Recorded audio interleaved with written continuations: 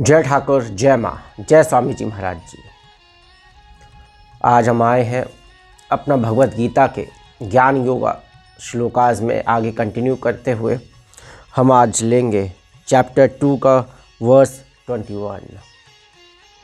जैसा कि लास्ट श्लोका में हमने आत्मा के बारे में थोड़ा बहुत डिस्कस किया था, तो उसी के आगे हम आपका कंटिन्यू करेंगे। तो ये आपका श्लोका कहता है, वेद विनाशिनम नित्यम या एनम जम व्ययम। वेद विनाशिनम नित्यम या एनम जम व्ययम। कथम सा पुरुषः पार्थकम घातयति हन्तिकम।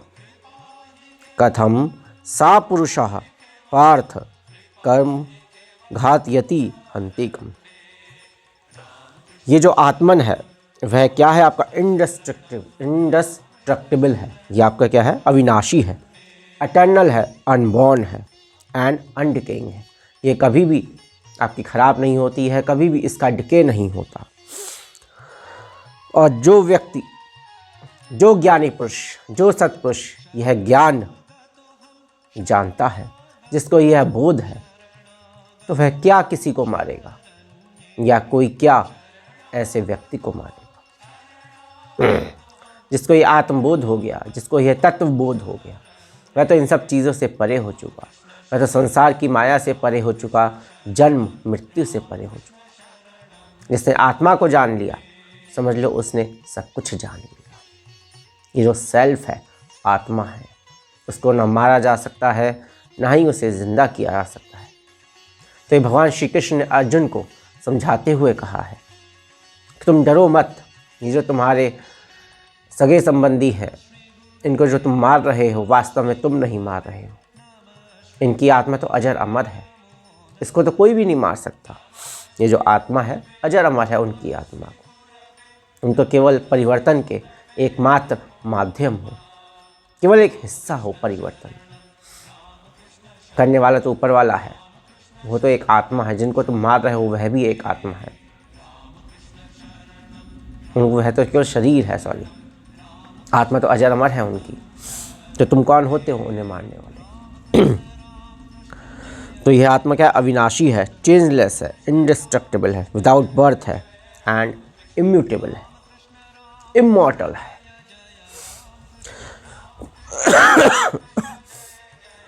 तो ये सब आपकी क्वालिटीज़ हैं। ओमनीपोटेंट, ओमनीसेंट एंड ओमनीप्रेजेंट, सत चित आनंदा। तो यही सब चीज़ें आपकी वेदांता में भी सिखाई गई हैं। वेदांता में ये सिखाया गया है कि इस चीज़ को अब जानेंगे कैसे। ये जो इनवर्ड इन है चीज़, आत्मा क्या है? इनवर्ड इन, मतलब कि अपने अंदर आपको उसे ढूंढना है। वह अवेलेबल है आपके अंदर, तो हमें उसे ढूंढना पड़ेगा, उसे खोजना पड़ेगा। उसे आप खोजेंगे कैसे? उसी का मार्ग आपका वेदांता में सिखाया गया है। उस मार्ग को वेदांता में सिखाया गया है। तो उस चीज़ को आप कैसे जानेंगे, कैसे सीखेंगे, कैसे पढ़ेंगे, कैसे समझेंगे? तो हमारे पास बेसिकली 2 डायमेंशंस होते हैं, एक परक डायमेंशन और एक आपका प्रत्येक डायमेंशन। जो हम बाहर हिस्ट्री पढ़ते हैं, साइंस पढ़ते हैं, टेक्नोलॉजी पढ़ते हैं, इकोनॉमिक्स पढ़ते हैं, जियोग्राफी पढ़ते हैं, जो भी सब्जेक्ट्स हम पढ़ते हैं, that comes under the western science या वेस्टर्न एजुकेशन जो हम लेते हैं, that is a part of the परक डायमेंशन। किसकी? परक डायमेंशन में आती है आपकी। और जो प्रत्येक डायमेंशन है, प्रत्येक मतलब कि जो हमारे इनवर्ड है, अंदर की है, तो वो हम आत्मा के ज़रिए जानते हैं, वेदांता के ज़रिए जानते हैं। उस चीज़ को जानते हैं जो आपके अंदर स्वयं है, आज भी है, कल भी रहेगा, और जब यह शरीर नहीं रहेगा तब भी वह चीज़ रहेगी। तो उसको जानने के लिए आपको प्रत्येक डायमेंशन में आपको जाना पड़ेगा।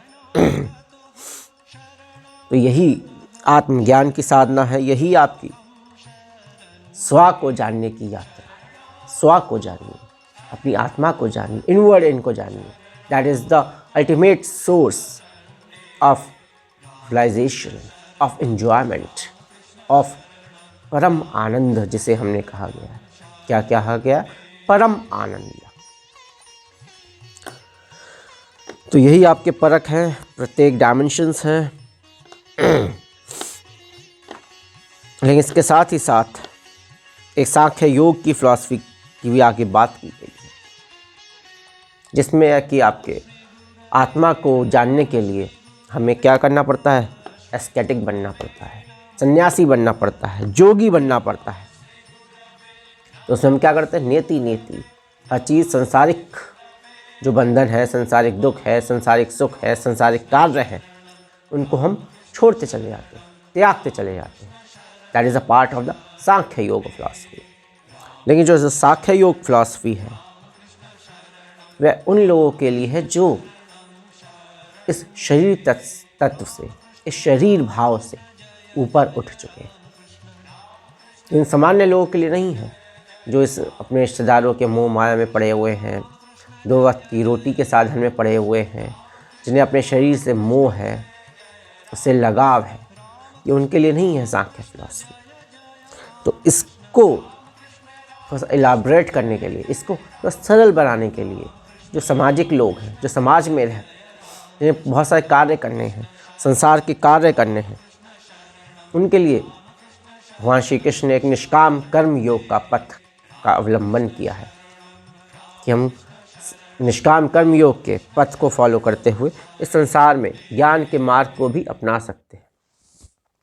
That is the comprehensive approach, that is the complete approach. मैं बहुत सारे लोगों से एक बात सुनता हूँ, जो हमारे डिवोटीज़ हैं और भी आम लोगों से, कि भगवत गीता पढ़ना, उपनिषद पढ़ना, वेद पढ़ने का मतलब है आप सब त्याग दो, संसार का त्याग कर दो या भाग जाओ। आपके जो ड्यूटीज़ हैं, नॉर्मल ड्यूटीज़ हैं, हाउस होल्ड ड्यूटीज़ हैं, या जो भी हमारी जो वर्ल्डली अफेयर्स हैं, उनको आप त्याग दो। ये बहुत बड़ा गलत नोशन लोगों ने अपने मन में, जहन में पाल रखा है। बल्कि इसका कंप्लीट जो कॉम्प्रिहेंसिव अप्रोच ये है कि आप संसार में तो रहें, आप संसार में तो रहें, लेकिन संसार आप में ना रहे। आप संसार में तो रहें, लेकिन संसार आप में ना रहे।